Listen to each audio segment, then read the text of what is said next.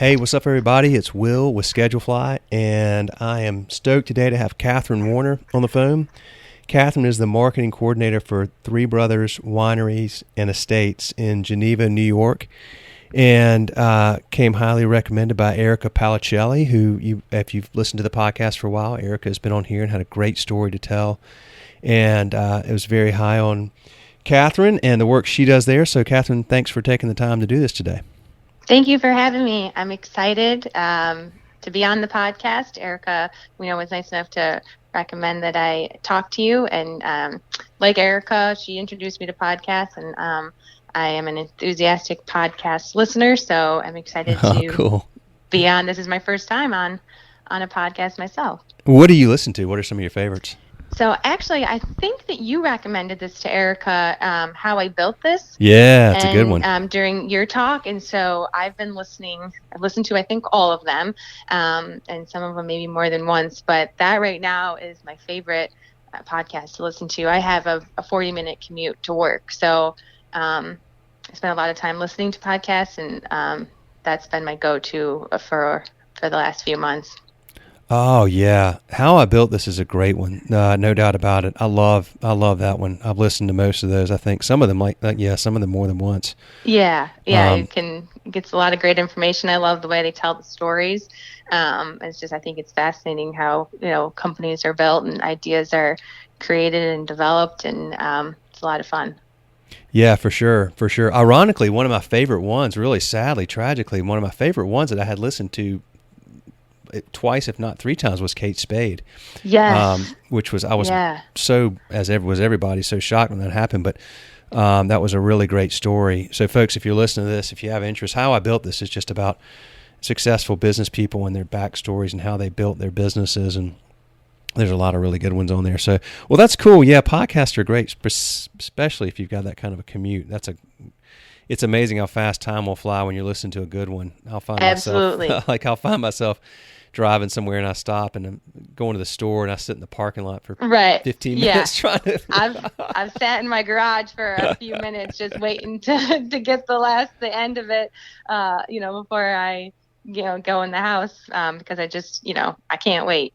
I know. Well, that's hilarious. Well, okay, so tell me a little bit about yourself and how long have you been involved with Three Brothers, and then prior to that, were you in the hospitality business, or what have you been up to? So actually, in college, after my freshman year of college, I worked at a Bruegger's, which is a bagel shop. Yeah. Serving up breakfast sandwiches. So I did that for a summer, and so that was kind of my first experience in hospitality. And then after that, I met Erica. My father had worked with Dave Mansfield, who's one of the owners here at Three Brothers Wineries, and so introduced me to Erica and Dave, and they, offered me to come out and work the following summer in the tasting room. And at that point, we were doing a lot of weddings on site. We had an event space, so I was kind of Erica's intern for the summer and helping out with all of these weddings. We had almost, I think, a wedding every single weekend for the entire summer. Really jumped in full force into the wedding scene and helping Erica plan, organize, and execute these weddings. So that was a lot of fun. I came back the next summer, did it again. So I did that for a few summers during my college experience. And then when I graduated from school, there was a position open at the winery for a tasting room manager. And so I interviewed for that, and they offered me that position. So a week after I graduated, I moved out to Geneva, which is about 45 minutes, almost an hour to where I grew up, and started working at the winery full time. So that was I graduated in 2011 from college. And so I moved out here, and I was a tasting room manager for a few years, and then I was promoted to the general manager and did that for a few years. And it was an amazing experience. I learned so much working with Dave, Erica, and then Dave's wife, Luann, is also an owner. And then I have kind of an interesting story. So let's see, in 2016, I made the decision to leave the hospitality industry. So I was about to get married, and I know I wanted to have a family with my husband. And so I just knew working hospitality, it was possible for me to do all of that. Have a family and still be in hospitality, but I just didn't want those long days, those long hours. I wanted to be able to have more time to spend with my family and not short, my time at the winery. Being the general manager, you really have to be, on call all the time. You have a lot of responsibility. And so I made the really difficult decision to leave the winery. And I worked at a dental practice as an office manager for about 6 months. And after that, I was still, I still remained close with Erica, and we are friends outside of work as well. So, we still remain close, and they made the decision at the winery to add a marketing position, a full-time marketing position. The winery has been growing every year, and they needed, they looked at outsourcing marketing to a firm, but they really wanted somebody on site who knew the business, knew, could really get behind the scenes and to tell the story. So they created this position, and they offered it to me first, and I immediately jumped at the opportunity to come back in a different capacity that I think was a better fit for my life. So I came back. I was gone for about 6 months, came back as a marketing coordinator, and I've been back for, it's been a little over 2 years now. Good deal. Good deal. Yeah. Tell me, so what do you do in that role? What are your primary, I know you have a lot of responsibilities, but what are the main things you're focused on? Yeah. So one of the things I like best about this position is that I wear many hats, and that's kind of how it goes for everybody who works full time here at Three Brothers, and makes the work a lot of fun. So my primary jobs are marketing. So I manage our social media accounts. I manage our email campaigns and newsletters, things like that. I do a lot of press releases or posters or advertising things, so all of that type of traditional marketing stuff, but then I went to school for applied management analysis, which is kind of working with Excel spreadsheets and analyzing data. And so knowing that, Erica and Dave knowing that I have that background, have let me help out in some of the accounting. So I've been doing some cost analysis. So if we're looking trying to reduce the price on a certain product or a way of doing something, I've done a full cost analysis on that, and then gone out and researched, where can we buy this product cheaper, or, get a better resource for it. So that's been a lot of fun. I really enjoy doing that.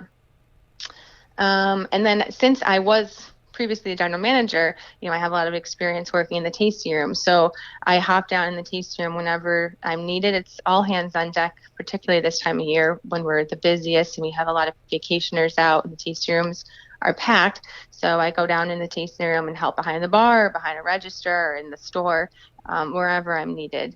And I really enjoy that as well. Also, getting in to the tasting room, seeing the customers, what's going on, what are the customers looking for, what are they asking for, what are they liking, how is their experience, and how can we improve their experience. So I kind of have my hands in a lot of different areas, which I really enjoy. Yeah, it keeps you busy and engaged and interested, I'm sure. That's awesome. Yeah. Do you actually take a minute and just tell us about Three Brothers Wineries and Estates? Just describe it to us. Yeah, so we're a very unique winery in the fact that we're not just one individual winery. This Three Brothers and Wineries and Estates is made up of 3 different wineries and a microbrewery all in one estate. So the idea is we have something for everybody. So when you pull into the parking lot, you park your car, you can walk around to all these different buildings and do tastings. Each building has a different theme inside. So we've got a traditional winery that's called Stony Lonesome. That's where we serve all of our vinifera style wines. So your Rieslings, Chardonnay, Sauvignon Blanc, Pinot Noir, things like that are all served in Stony Lonesome. Very traditional winery feel in there. We have a lot of local products that we sell, a lot of some artwork, so that kind of vibe. And then the second winery is called Passion Feet. and that's more of a fun, flirty vibe. And we sell wine slushies in there, and we serve semi-dry to semi-sweet wines. So get a little bit sweeter over there. And then our third winery is called Bagdare Wine Company. And that one kind of has a Louisiana Bayou theme. It's back behind the trees on the property. There's a little trail that'll lead you down to the winery. It's right next to a pond. So that one's a lot of fun. And those are all sweet blended wines. Gotcha. And then we have the microbrewery. It has a World War II theme inside. And that is where we serve our beers, hard ciders, and craft sodas. And all of those are made right on site. We have a production facility for that. So we try to have a little bit of something for everybody. And then if you're coming and you don't want any wine or beer or cider or anything like that, we, a couple of years ago, opened a cafe. So we do coffee and cold brew coffee and then food. So if you're just coming and you want to get something to eat, snack, that's an option too now. Gosh, that's a really diverse operation. It sounds like a lot of stuff to manage. Yeah, absolutely. Yeah, there's a lot going on. We have a lot of wines, a lot of products, a lot of different brands. And so, we really try to appeal to anyone. If, whoever you're coming with, we want to have something for them. So we're always expanding our lines. This year we added 2 new sodas to our craft soda line.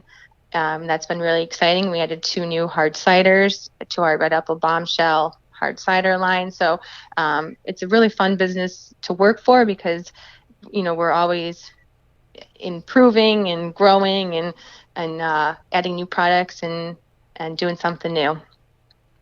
What do you have a sort of a general, having done various roles and responsibilities within the hospitality business, is there sort of a general mantra or philosophy that you try to operate under every day? I know it's kind of a random question, but I'm just curious. What are your sort of guiding principles, I guess, if you will? Yeah, that's a good question. So, gosh, I know Erica would say she always calls me out for being dangerously optimistic. Dangerously optimistic. Okay, yeah. I like it. I think it's so important when you're coming into work, no matter where you are, hospitality industry or not, to have a great attitude.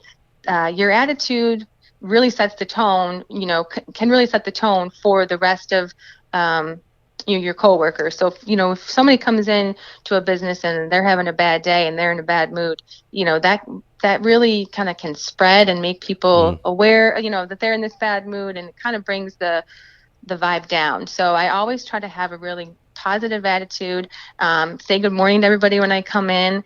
How are you? We have a lot of part-time staff. So, it doesn't take much, as people are coming in to grab the registers or whatever, get started for the day, just to say good morning. How's it going today? And I think people really like that. So that's how I like to start my day. So I always try to, kind of spread that. I think it really makes a difference. Yeah, for sure it does. That stuff can be contagious either way. Right. The positive or the negative. It sets the tone, it sets a vibe within the organization. And okay, that's cool. I like it. Dangerously optimistic. I haven't heard that before. Yeah. That's how Erica kind of describes me. So, I've really taken that seriously. I hear you. I like that. What's all right? Well, so what has been, either now or over the years, what have been some of the bigger challenges you've had to deal with in the hospitality business? Oh gosh, that's a tough question. I know there's a lot that come along with it, but. Right. Yes.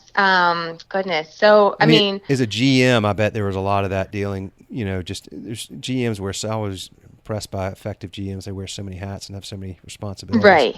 Yeah. I think one of the biggest issues, and you touched on this a little bit when you spoke with Erica, is HR and staffing, finding people to work in the tasting rooms. So because we do have so much going on here, 4 tasting rooms on the property and a cafe, we require a lot of staff. So to be fully staffed during our peak season, we need about a little over 100 part-time employees, because we take into account that on every given weekend, not everyone's going to be available. People do have things going on, and we want to, let the part-time staff go to the wedding that they're, going to, or a family vacation or reunion or whatever they have going on. So we need to, kind of overstaffed to be prepared that people are going to take off some weekends. So that makes it really hard. We got to really, find a large part-time staff to fill our schedule. So I think that's the most challenging part. A lot of people too are don't want to give up their weekends. So and we understand that, but that's the nature of the beast. That's when the people are here. Weekends, holiday weekends are when we're the busiest. When everybody else is off, is when the hospitality industry is the busiest, because that's when people are coming out. So that, I think, is a big challenge to find staff. So we really make a huge effort to create a great team and then keep them here, and make it, enticing to work here. So, we try to have competitive wages. We try to do staff activities once a month. So plan something after the workday on a busy Saturday, have like a taco night, or meet at a local restaurant or a bar in downtown Geneva and have some drink specials available for our staff, or things like that, to really boost employee morale and get them excited and, about working together as a team and, working at Three Brothers. So that is, I think, like I said, that is the biggest challenge is staffing. I hear this time and time again from every single owner I speak to. It seems like the, one thing that I find really interesting is, and it's hard, I think, with younger folks. I mean, I have 3 kids, and it's something that I really want to make sure to focus on with them. But just the idea of decisions, that are. This is not a term that I coined, but it's one I really like. It's first order and second order. So if it's in other words, first order positive decision might be, hey, I'm going to try to get out of work so I can go to the beach with my buddies, right? Because it's important to me, and I want to go do that because it's I'm focused on what I want to do. But then the second order of that is the negative part. So it's first order positive, fun for me. Second order negative, it doesn't really help my career opportunities as much, right? Whereas I think it's one of the important things is trying to help people understand, if you're making decisions that maybe seem first order negative to you, like, hey, I'm going to have to miss going to the beach with my buddies. Second order positive is if you make yourself indispensable at work, and you make yourself somebody that's available, not all the time, but most of the time, that shows up, when there's a last second need, that kind of goes above and beyond and puts the team and the organization first versus yourself, you wind up with a long-term really positive outcome, right? Because you wind up being the person that gets the promotion, you wind up being the person that gets the other opportunities. Clearly, it sounds like that's the philosophy you've had, and that's why you've had all these opportunities and ability to grow. But I feel like it's something that's a tough concept to educate young folks on nowadays, and I wonder how much do you all because I feel like that's almost something that, whether it was the restaurant owners and management team's responsibility in the past, a lot of that was learned at home in the past. Now it seems like it's just something that's got to be taught at work, more often than not. Is that right? Yeah, I agree. Totally.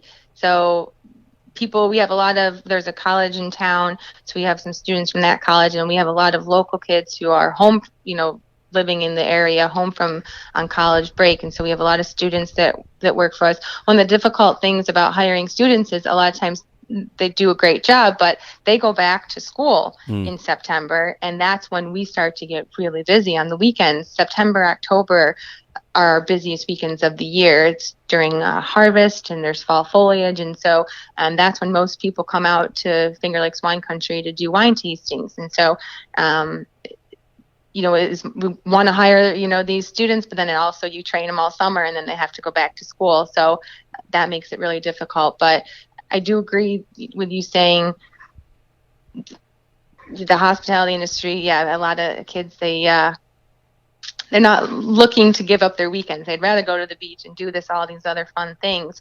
But there is a huge amount of opportunity in the hospitality industry, and particularly just my experience working here, if you put in the time, you put in the effort, there's a lot of room for growth. I will say 100% of the managers that are here at Three Brothers started out working in the tasting room on the ground floor and have been promoted up. So I think that's,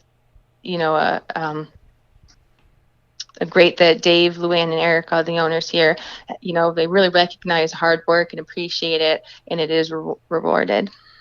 It really is. It really is. And folks that are listening, I mean, that's just, if you're are you the one that's going above and beyond, or are you not? And the ones that do, there's so many great opportunities. That's why I love, independently owned organizations like y'all have. It's just with well-run places with good owners that do it the right way are going to keep growing and being successful and providing opportunities for folks that are willing to really get after it. And right. And that's a good thing. And I mean, when you have these opportunities, it's more responsibility and sometimes more work, but more benefits, in a lot of ways. So, well, this is cool. So what's happening going forward for y'all? Are you just going to, I mean, it sounds like you're very busy there. It sounds like you're growing.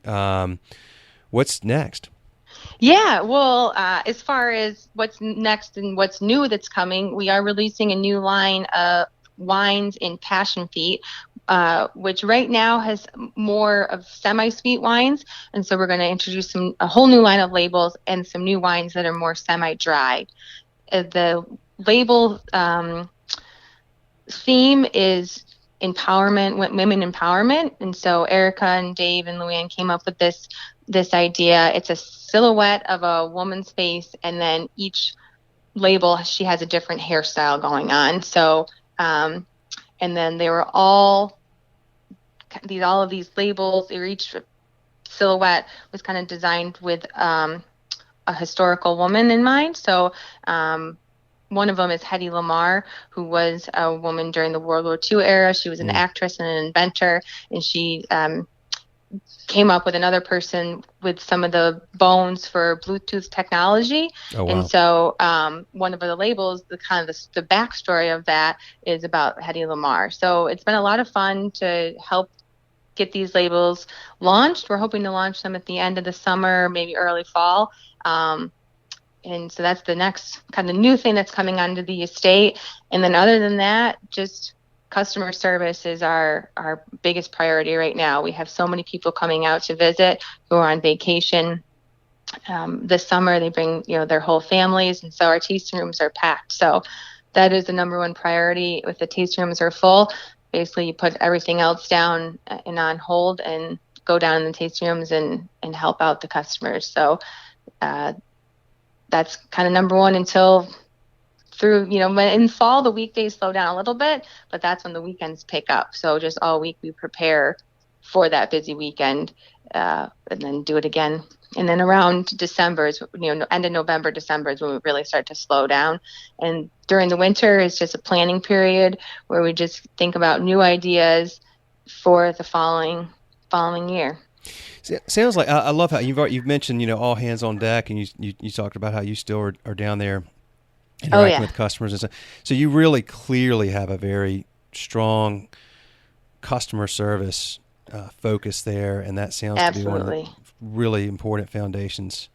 Yeah, because I think we all understand without the customer, we wouldn't be here. If they're not coming through the door every day, then we're not going to be able to continue on with our jobs. And we all love what we're doing, and so we want to keep them coming in, keep them happy, keep them loyal to the Finger Lakes area, Finger Lakes wine region. And so we want to do as much as we can to foster that relationship with our customers and continue to spread the word. What we found over the years is our biggest form of advertising is word of mouth. Word of mouth. So yeah.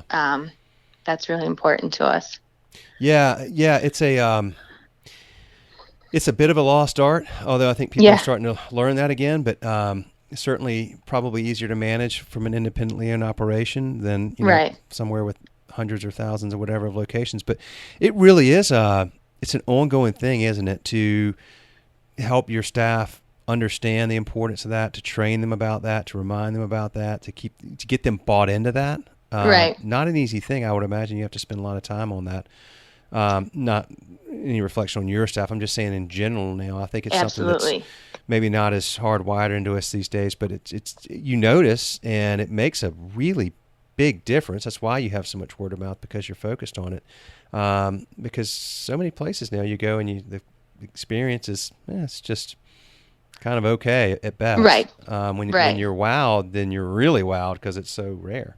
Yeah, I try to ask if I'm working a register. I try to ask the customers, what brought you to the Finger Lakes area? How did you hear about us? And over and over again, it's that a friend recommended, a friend brought them a bottle of our wine, or recommended the winery, said that they had to come. So that's, I think, our still our biggest form of advertising, which is awesome. So we just got to keep doing a great job here, and that'll continue to grow.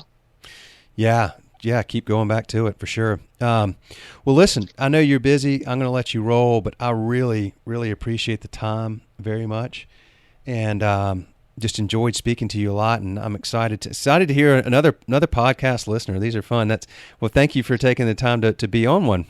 Yeah, thank you, Will, so much for having me on. This is a lot of fun, breaking into the podcast world myself. So I really enjoyed talking to you, and hope we get to talk again soon. All right. Have a good one, Katharine. Take care. Great. Thanks. You too. See you. Bye.